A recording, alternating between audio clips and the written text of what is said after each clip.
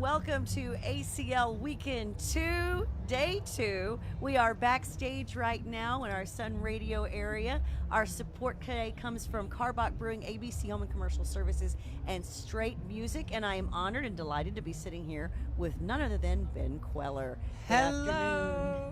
Good afternoon, Ben. Good afternoon. Yeah. How was your set? It was really fun. It was really so fun. good. Weekend 2, the jitters were gone. You know, there's so much ramp up to weekend 1 for all of us, right? I mean, it's like a whole thing. And that show was amazing. It was just because it was like the big, debut performance for all of us. Yeah. And then you have like a come down on Monday, Tuesday, and then you ramp back up. And weekend 2 is, I don't know, just more relaxed. And I kind of took my time up there and I savored it, you know? Yeah, savor it. Savor it. Because you made a memory today.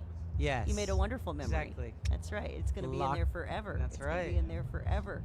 Well, I just wanted to get into the thing about your songwriting. Yeah, it seems like that is what drives you as a musician. It's something that you've done on a very personal level, and then brought your feelings out into the world. Yes. And I think that's a beautiful thing because that's what it's all about. If we can make somebody forget about their problems for 5 minutes and escape into a song, you know how to do that, man. That was my goal from the time I was 8 years old. There you go. I was listening to my dad's record, Magical Mystery Tour. Oh, a good one. And it was All You Need Is Love and on the turntable. And I was just listening to it over and over again. That one song just crushed me. And I just started crying because the melody was so beautiful and John's voice and the whole thing.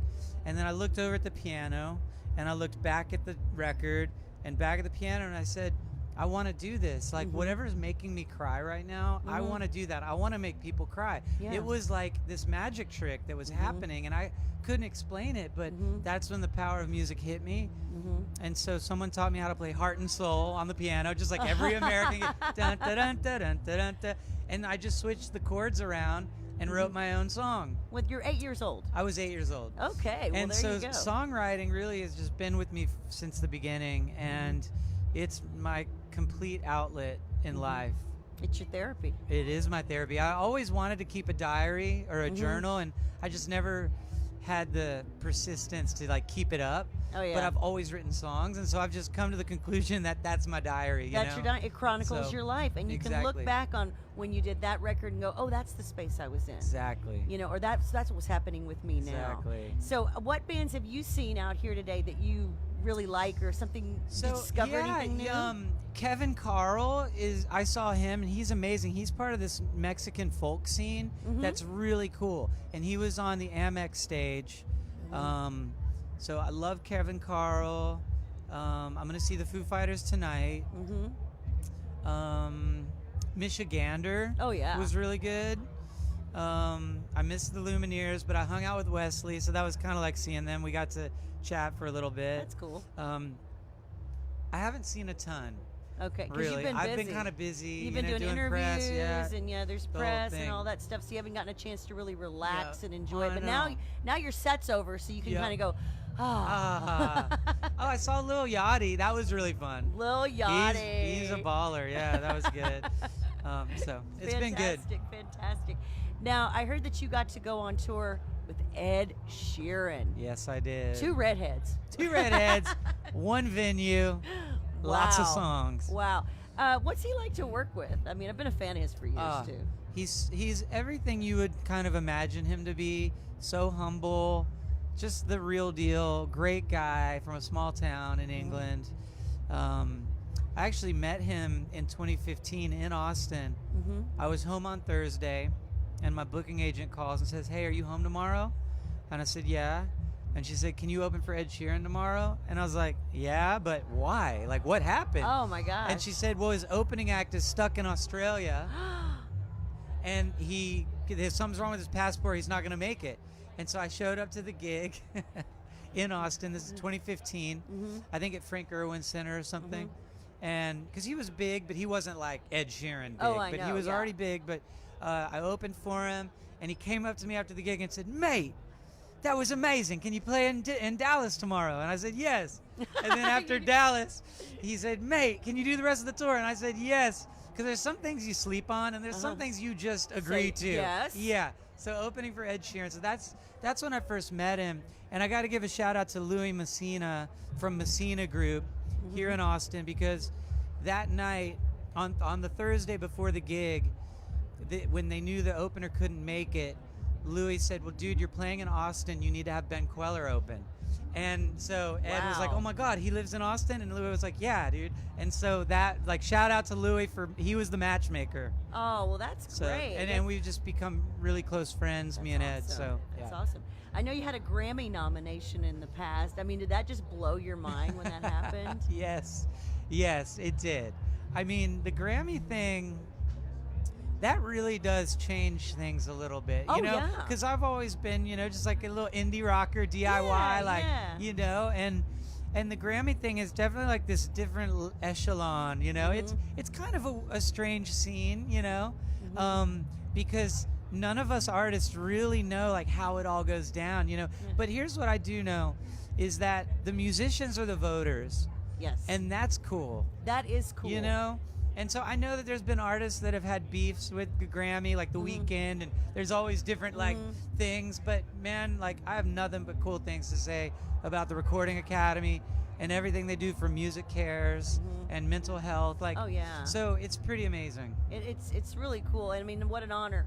I mean, to put that on your resume. Totally, right? I mean, not that you needed any validation, but when your peers step up and say, this guy's awesome. I know. Dig this. I know. And that's just like, I mean, you didn't need validation, but that's so nice to be recognized by the musicians in general, and the fact that they vote on it. I mean, and that's why there's been some weird anomalies in the Grammys at some times. Yep, right. I mean, everybody got mad when Jethro Tull won. Yeah. And I mean, if you go back and dig into Tull's catalog, they deserve that award. Dude, it was just kind of a weird positioning. And then, of course, Lita Ford said, I like that guy. And I'm like, oh my God, get her off the stage.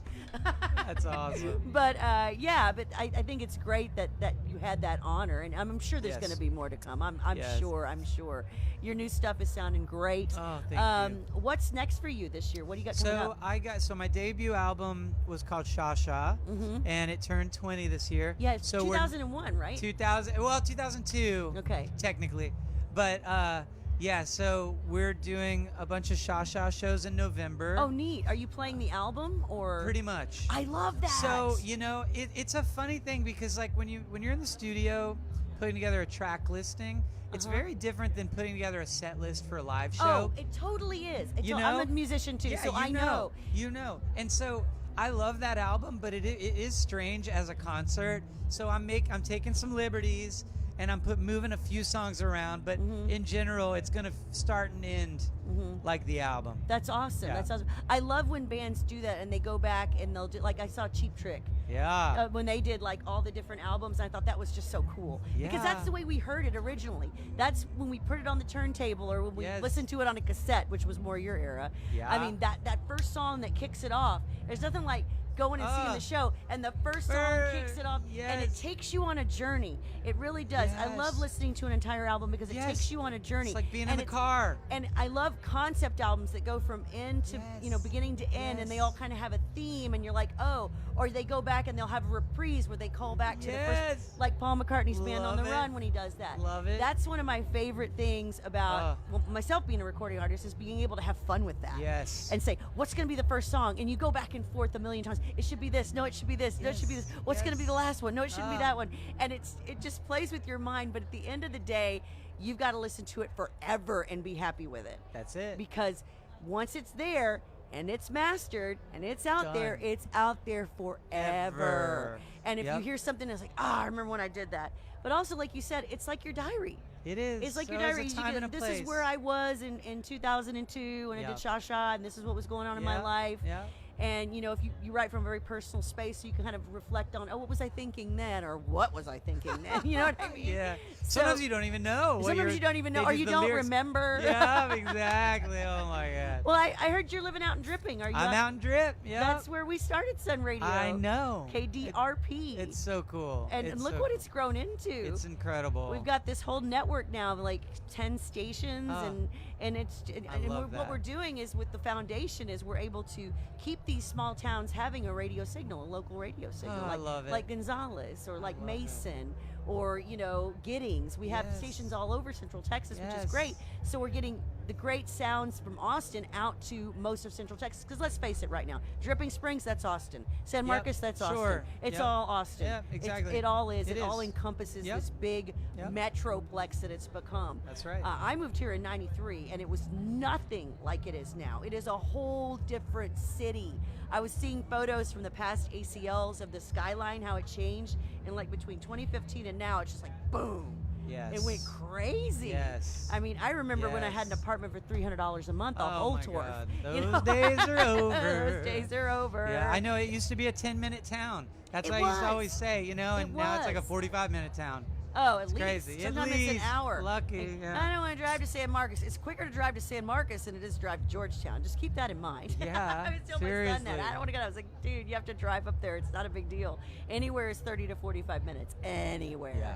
So I was really excited to get to meet you today. So good to meet And- you finally. Yes, and I'm looking for more great music in the future from you. Yes, ma'am. It's And coming I right want to up. come out and catch one of your shows here. Are you going to be doing anything locally? Well, this was kind of the local This is the show local right show. now. It has to be But here. Too I big for know, everything else. Well, yeah, I will definitely be back, but it'll probably be at the top of the new year Oh, in cool. Austin. Yeah. Cool. Hey, send me. I'll give you my email. You send me Let's an invite. do I it. will be there. Let's do it. Can you introduce me Done. to Ed Sheeran?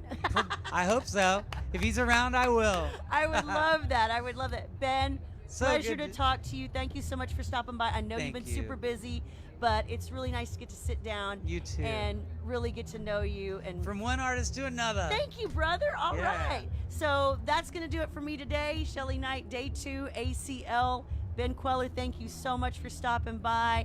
And we're going to be back out here again tomorrow with more great interviews. And we want to say thank you again to our underwriting sponsors, Carbach Brewing, ABC Home and Commercial Services, Straight Music, La Cima. It's just been a wonderful time today. Thank you so much to our Sun Radio listeners and family. Mwah. Peace out.